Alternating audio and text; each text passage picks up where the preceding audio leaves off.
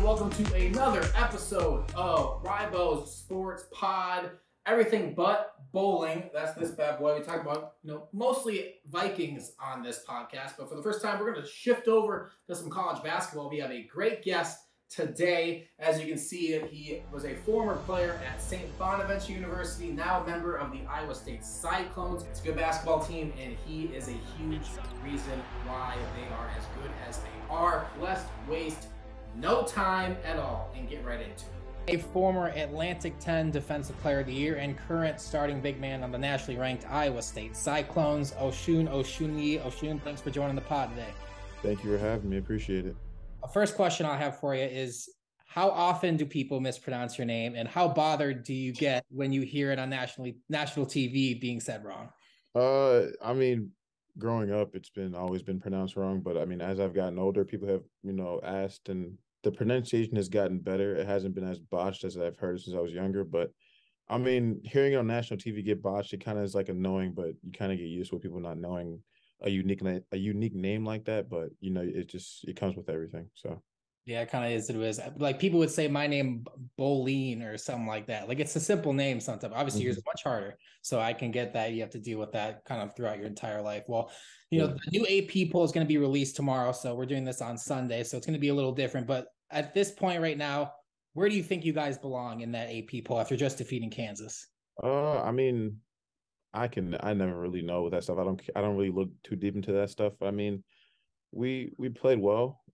We played well yesterday. We had a really good performance. Kind of had a bad one versus Texas Tech, but it all depends on how the committee looks at those two games and see how we played those two games and goes into effect. You beat a top 10 team. We've had 4 top 10 wins, this year. So we beat another top 10 team at home and we played really well. So I'd say we're a top 10 team. We play like we're a top 10 team, So I think we deserve that, but it all is up to the committee. We just go out there and just play basketball, not really worry about all the extra stuff. Yeah, and you mentioned you guys are playing like a top 10. I just saw a clip on Twitter last night of you guys running your motion offense and how quick it was. And just going from an offense like St. Bonaventure, which in my mind is more, set driven, to a motion offense kind of like that, freestyle. And just how big of an adjustment was that for you? It's a huge adjustment because I'm going to a different team, like you said, new system, and then 3 basically new teammates. Jaren's there with me, so I play with him, but we're both in a brand new system with brand new guys. So it was a little different, a little rough, but that's what the summers are for. You kind of, you go in the summertime and get all those kinks out, figure everything out and learn how to play with everybody. But we're starting to come together and starting to play good basketball around this time.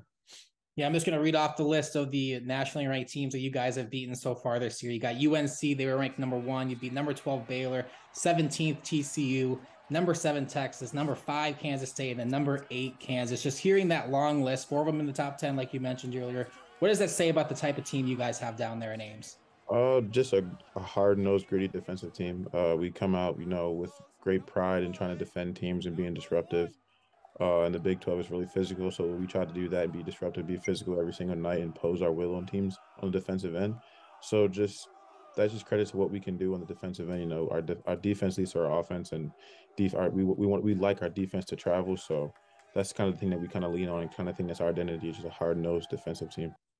Yeah, and you guys are 16-6 as it stands right now, 12-0 at home. Now, you come from St. Bonaventure and playing in the Riley Center for 4 years. A lot of Bona faithful will recall this and say, Jay Billis said that the Riley Center was, a top 4 hardest place to play in college basketball. Now, Hilton or the Riley Center, one fan base is not going to be happy with your decision here. But yeah, it's crazy.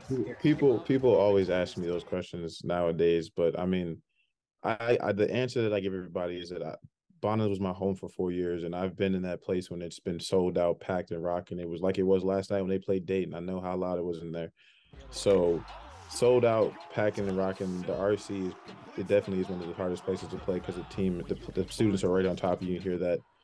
Hilton, it's a bigger place, 14,000. It's one of the loudest places I've ever played in. And I've told people in my time at Bonner's, Dayton was the loudest place I played in, but Hilton is up there now. It's really loud. The fans come out there. It's sold out for every home game. So I tell everybody, Bonner's is home. It'll always be home for me. But Hilton is a special place too.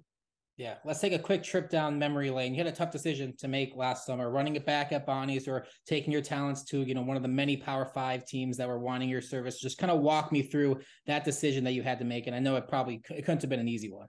It wasn't. It was really tough. I mean, like I said, like it was 4 years at a place that I call home, and I still to this day call home.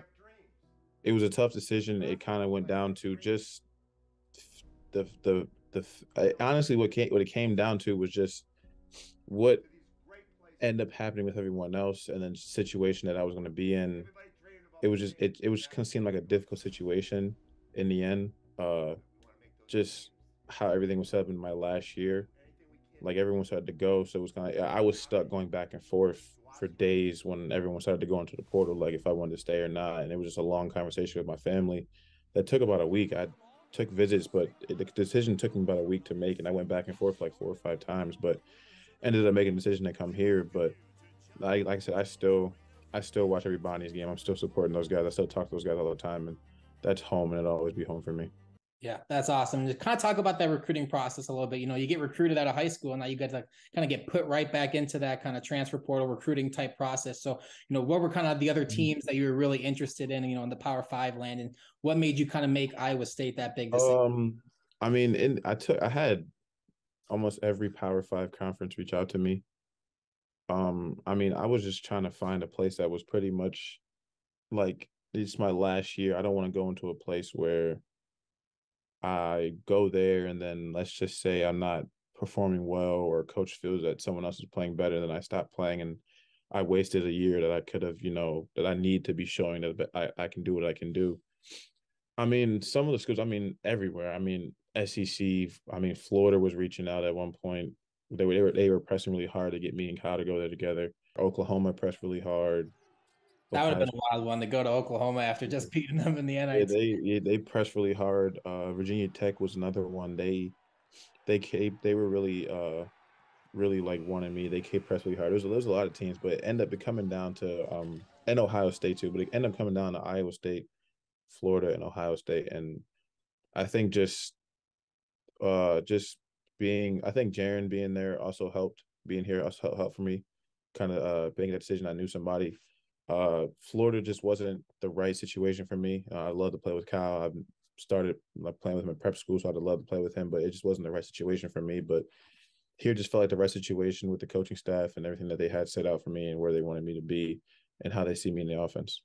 Yeah. And throughout the beginning of the season, Coach Schmidt kind of spoke about the situation with the recruitment, of Daryl Banks III, Cairo Lee, Chad Venning, and so on. And he brought those guys in to be depth to the bench for, you guys to return. Mm-hmm. So let's put it in a hypothetical. How good do you guys think St. Bonaventure would be if you guys all came back and that team was there? Would you even? I mean, seeing how those guys are playing now, like we could have been really, really well. I mean, just the way that those guys have been able to come into that situation with basically a brand new team, learning a brand new system, and not having any like vets that know everything and kind of show them the ropes. I mean, Daryl, he's played in the big light, so he has that experience, but it's different coming to a new program. But he's a great leader. I mean, like I said, we all talk to him all the time. I still talk to him all the time.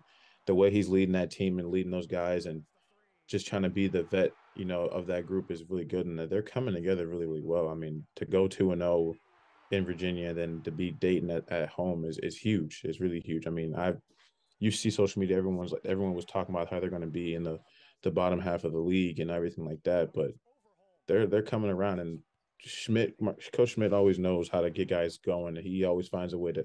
He's a guru. He finds a way to get guys going and get guys in the right direction. And they're playing really well. It's February, and you want to start playing your best basketball, middle of February going into March, and they're finding their strides. So hopefully they can keep it going. Like I said, I'm supporting those guys.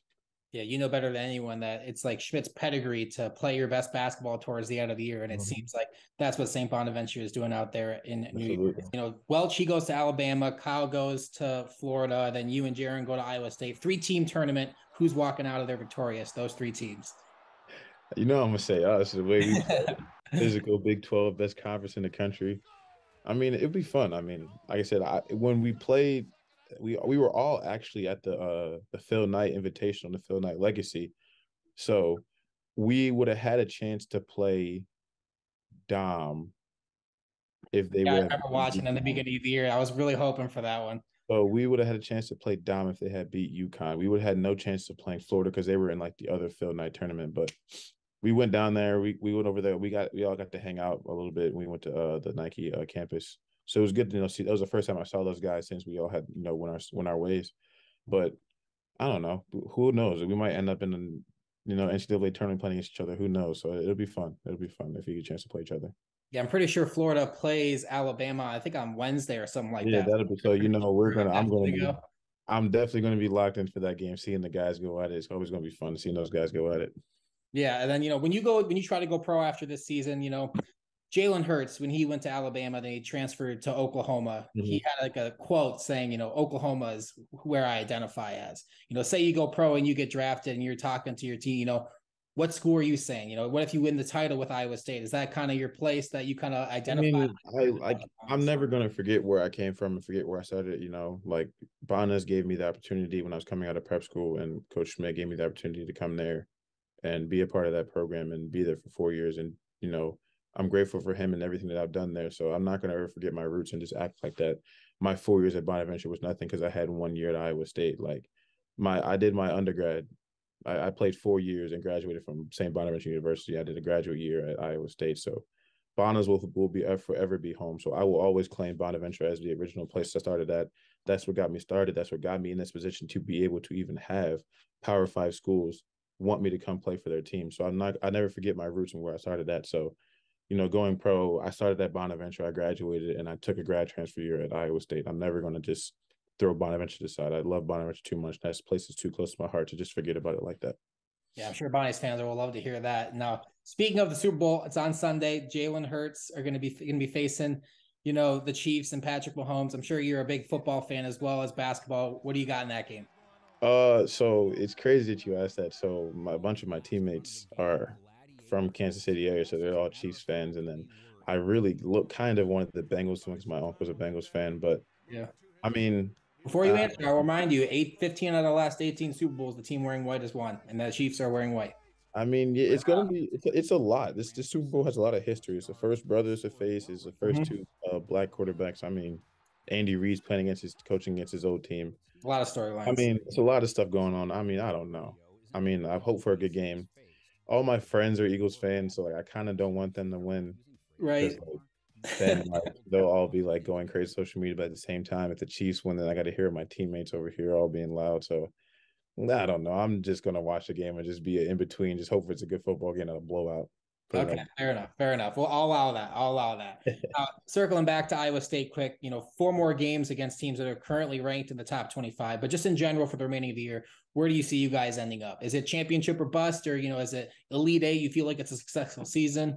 I mean, we have been building the identity of just not looking too far ahead. What the team did last year before that I got here, they were picked dead last in the conference and then going to a Sweet 16. I think if we keep, continuing to do what we do, just continue to take each game one game at a time. We got West Virginia coming up on Wednesday, so that's our main focus right now. But just take one game at a time and just do what we do. Focus on ourselves and our daily habits, and everything will take care of itself from that point. So I think for us, it's just taking it one game at a time, finishing out the regular season strong, and then whatever happens from that, where we get placed, just taking those one game at a time and going from there.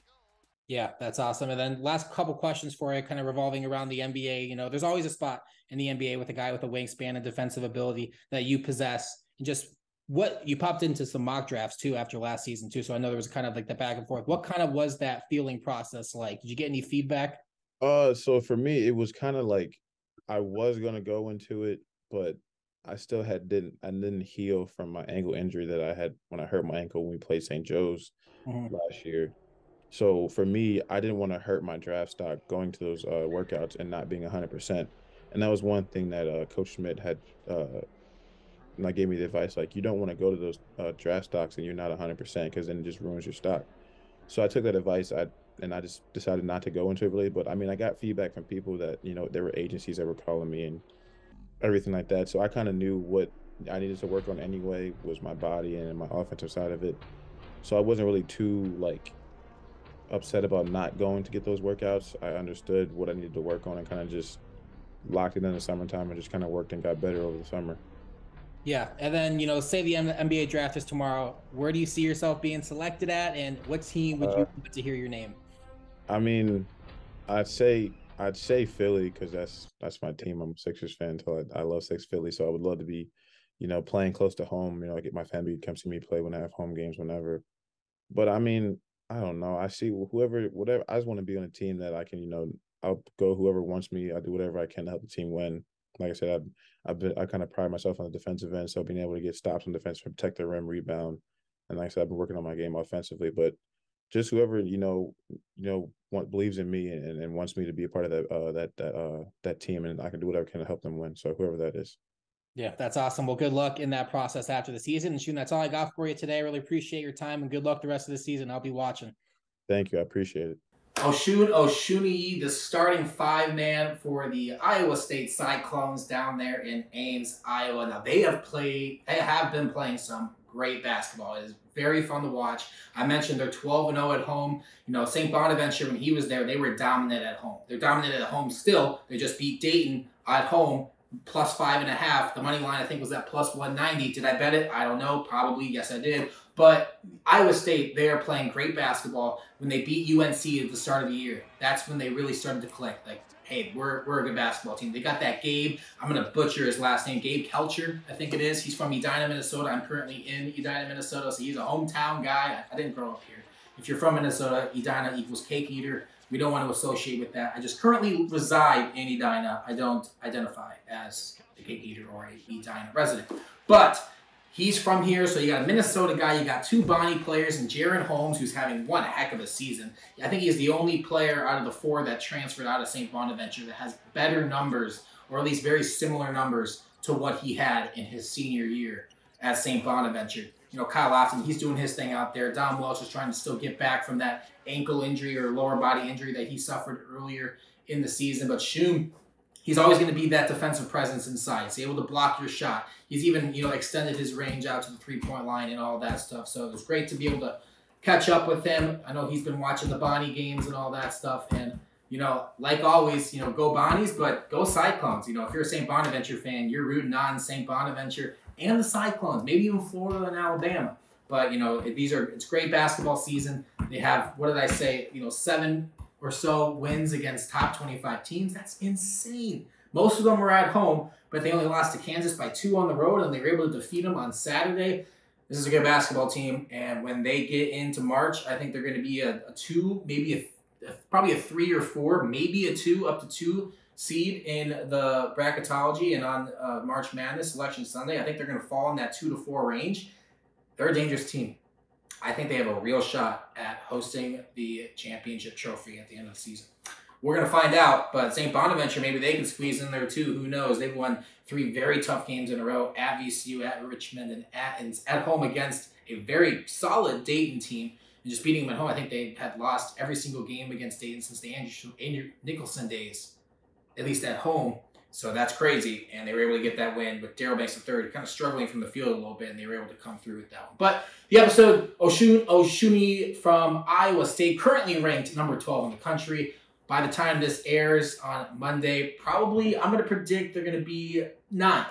I think they're going to be right around that. They're going to be a top 10 basketball team in the country. I mean, they got 4 top 10 wins, and they got plenty more, you know, quality wins with their just everything put together. This is a very good basketball team. That's Stuart Bowlin. I'm Ryan Bowlin saying so long from Ribo Sports Pod. Osun Osunniyi, episode 8. We'll see you next time.